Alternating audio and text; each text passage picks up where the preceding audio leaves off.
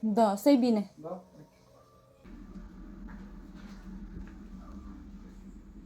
Good morning sa inyong mga langga. And of course, si Indayana nga nagaduyan-duyan sa akon nga tiil. Kamusta naman ang inyong nga adlaw? Ako ang adlaw ko is super cute. Ipakita ko sa inyo si Indayana. Hello Indayana. Kamusta man ikaw dira?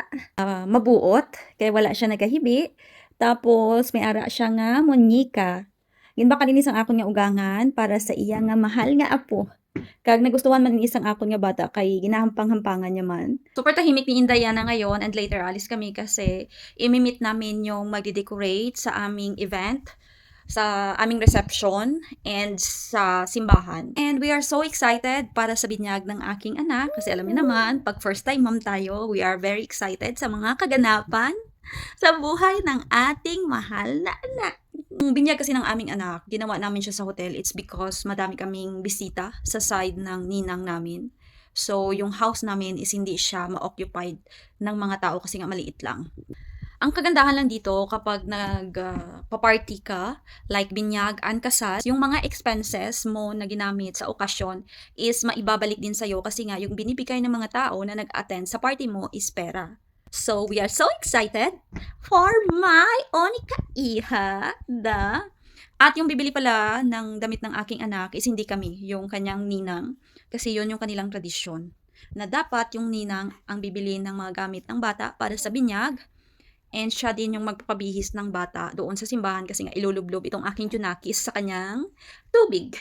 At kung tatanungin niyo naman ako kung anong relihiyon ng aking anak, siya ay magiging kapareho ng relihiyon ng kanyang tatay, which is Orthodox.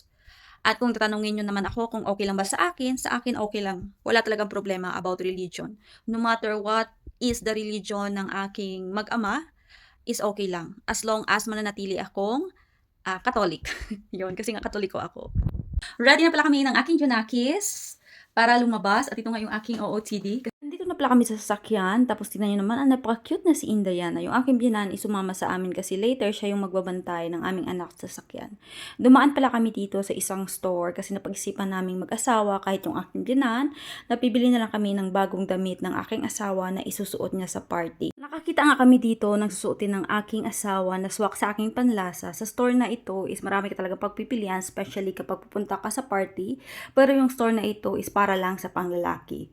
Dumaan kami dito sa store kung saan nag-canvas nga ako ng sandals at ito nga yung dalawa na aking pinagpipilian kung ano nga ba yung maganda i-partner doon sa aking dress na susuotin. Super dami talaga ng magagandang sandals na style na pagpipilian at nalilito na nga ako kung ano yung aking pipiliin.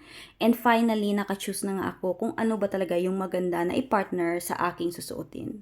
Kompleto na pala lahat yung mga damit na susuotin namin ng aking biyanan tsaka ng aking asawa except na lang sa aking anak kasi nga yung aming ninang is hindi pa siya nakabili ng damit na susuotin ng aming anak.